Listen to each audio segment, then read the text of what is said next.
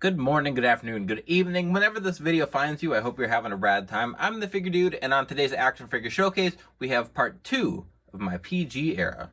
Without further ado, let's talk about some figures. Dude.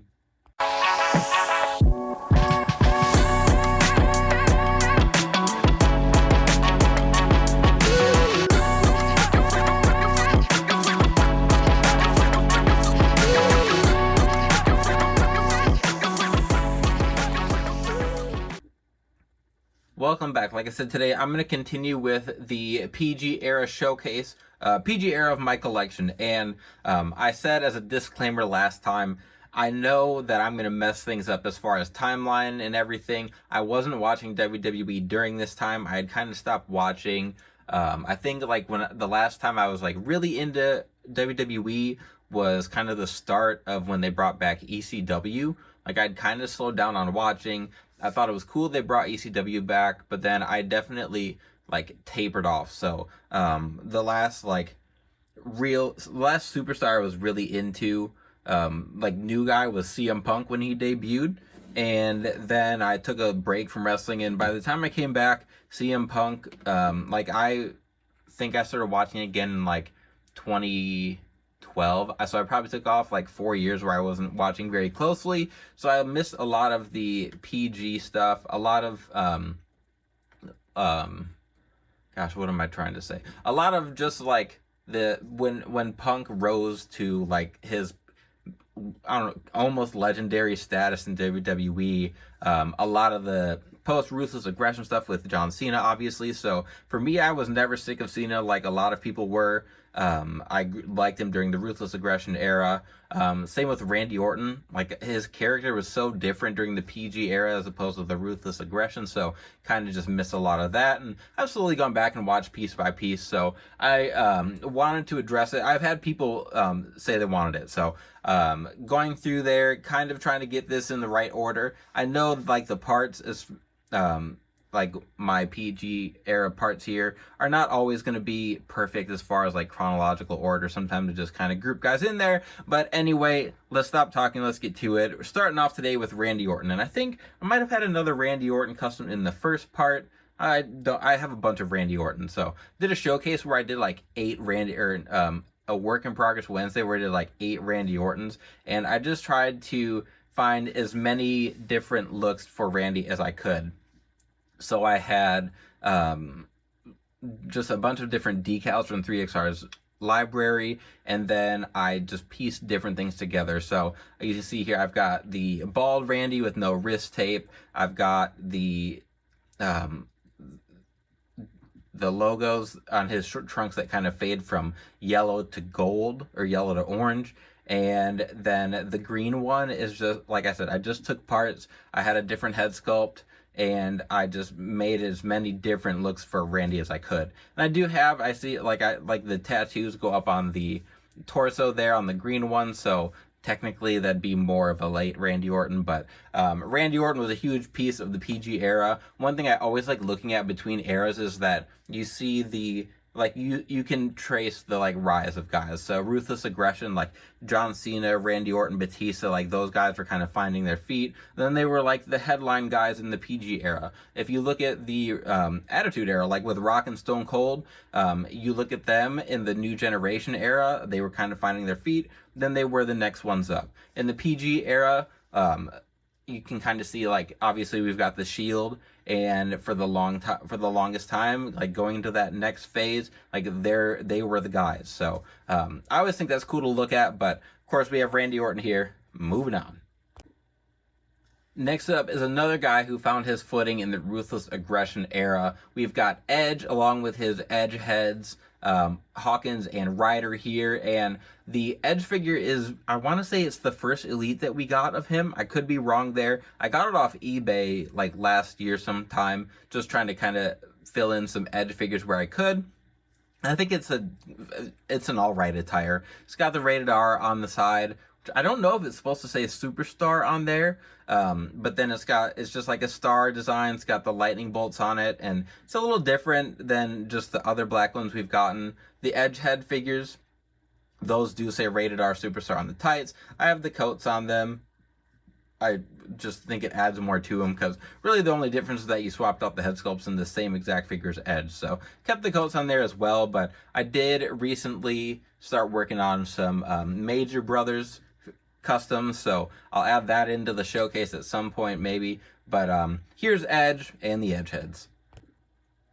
Next up are a couple odd characters. We've got Vladimir Kozlov and Santino, and obviously Santino's his staying power in WWE, I think, needs to be studied. I was always fascinated by him, like his debut.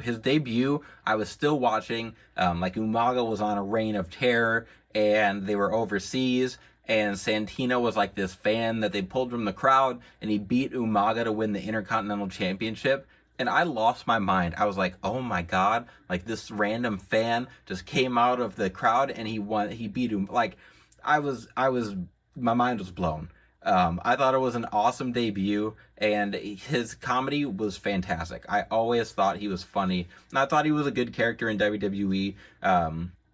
But he debuted that tail end of Ruthless Aggression time period, and then he did have like a decent run as a character in the PG era. Like I thought he fit in really well, especially with his like Cobra sock. I thought that was really funny. Kind of going back and watching a little bit more with Vladimir Kozlov. I want to say he debuted in ECW just when he was wearing the plain white tights. Never had any sort of like tie or emotion with him.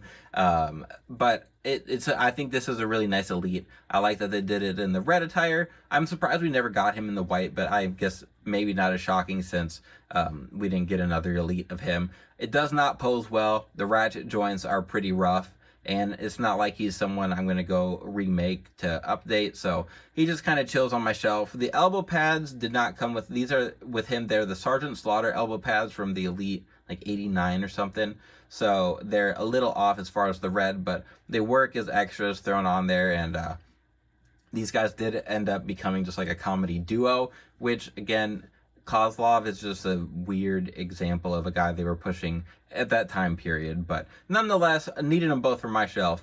Moving on. Next up, a couple of kind of, I feel like, hidden gem figures in my collection. We've got a basic Vicky Guerrero and then an elite Dolph Ziggler. And I think that this is what they should have kept for Dolph Ziggler's figures, this formula. I think that I don't even know when they started doing it. Some of his older figures use the larger legs, but I think that this is a much more fitting formula. Maybe they could have made his arms a little bit bigger, but he was never like super jacked, so I don't know why they made some of his figures like that. This one I think is fantastic. I like the black biker shorts with the DZ on them, the leopard print. I think it goes well with this Vicky Guerrero, and I don't know if she was wearing this exact thing when she was managing. Of course, I don't think she wore the same thing every week, so I think it works perfectly fine. I posed them on the shelf together. Could also put her, I think she had a little bit different look when she was like married to Edge or whatever, but as a basic goes, I think it's fantastic. It comes with a necklace that I'm pretty sure says Cougar on it. Like, I think the head sculpt is nice. It poses and moves around well especially compared to some of the women's basics now. I know that they've like come around and fixed things up a little bit with the basics, but I think at this point is like peak basic period. So a nice Vicky Guerrero to have in the collection. This is probably my only one. But then the Dolph Ziggler, like I said, I think it's a really good figure. I went back, I picked this one up recently, and it's kind of hard to pick up Dolph figures. They sell pretty well in the secondary market, but this is as far as Dolph goes, this is one of my favorites. Next up, we have a trio of kind of indie, maybe not indie or fan favorites, but we've got John Morrison, Daniel Bryan, and then Evan Bourne. So all these guys have been fan favorites, very, very popular. Obviously, Bryan Daniels. Actually, all three of these guys are in AEW now. Think Johnny TV? Oh, who did he just wrestle? He just wrestled someone on AEW, and I can't think of who it was. Dang it. Okay, moving on. Bryan Danielson, this is one of his original figures, and I always liked this Elite because the design is very simple. I know it's New Japan or Noah inspired. I can't remember who the wrestler was, but it's almost a direct copy of their tights, which I think is cool. I didn't realize that, and I just like happened to stumble across a picture on Instagram. But as far as these figures go, I think they're pretty good. I think the Morrison, I think they nailed his figures. I like the mold for the legs as well as the like fur coverage or whatever you call them that are on his boots. I've always thought his figures looked really nice. I think his head sculpts are good. We did get him when he came back, but they used the Fandango. They used the Fandango body with the super ripped arms. Just not a great figure. I wish they would have just kind of kept what they had. But anyway, moving on with him, I believe that's his soft goods shirt from this same Elite. He had a few different Elites, but I think that this is his best sculpt that we got of him. I'm not a fan of the Daniel Bryan head sculpt here, but it worked for that time period. And then the Evan Bourne I thought was a decent likeness, but then the more I look at him, the more I look like it's just like a cosplaying Eddie Edwards head sculpt. So it's fine on the figure. I think the rest of the figure is awesome. I like the armbands. The tight design looks good. I'm glad he has his specific boots. I think they look awesome. I was still collecting Jax when Evan Bourne kind of debuted, and he was the last Jax figure that I bought.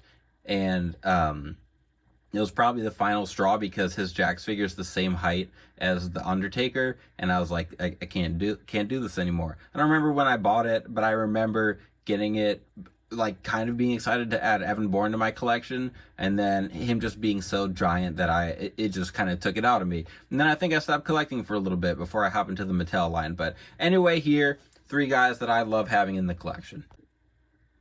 And then to finish today off, we've got some Build-A-Figures. So we've got the Build-A-Figure Booker T, Theodore Long, and then John Laurinaitis. And I think these are really cool. I grew up with Marvel doing the Build-A-Figure concept, but I could never afford to get all the figures, so I never built anything. These were some of the first figures that I actually was able to put together. I know the Booker T, I got this set at, I think it was a basic set. I got it all at Toys R Us on clearance, and he was the first Build-A-Figure I was able to put together. And then the Laurinaitis and the Teddy Long, I slowly picked up pieces off eBay and different places and put those together. The Teddy Long, we did just get the Build-A-Figure referee version of him. They updated his skin tone. I do think that this version looks really good. I don't know if we'll get more figures of him. I'd like like if we could get a redo with the general manager look here, or if we could get a WCW like Doom manager Teddy Long, that'd be really cool. But for the PG era, for Ruthless Aggression general manager Teddy Holla Holla, I think this is fantastic. The Booker T is okay. It works for me for him being a commentator. The actual build itself, I like the torso comes off really, really easy. So I can't even like sit him at a desk, and I can't put him in a seated position or his torso pops off. But then the head sculpt for me definitely works. I think I super glued those glasses on because those also fell off. But it's a fine Build-A-Figure. And then the Laurinaitis is a cool cut, like a cool deeper cut guy to have in the collection.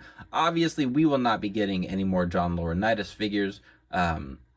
For various reasons we don't need to go into here, but getting Mr. People Power in his red ridiculous suit is cool. And obvious, like secondary market wise, I think he's pretty expensive. I don't think he was like cheap when I picked him up, but I don't know, it was a long time ago. All that matters, which I apply this to a lot of things, if I can get a figure I want, I'm generally happy, and a few months down the road I won't remember how much I paid for it anyway.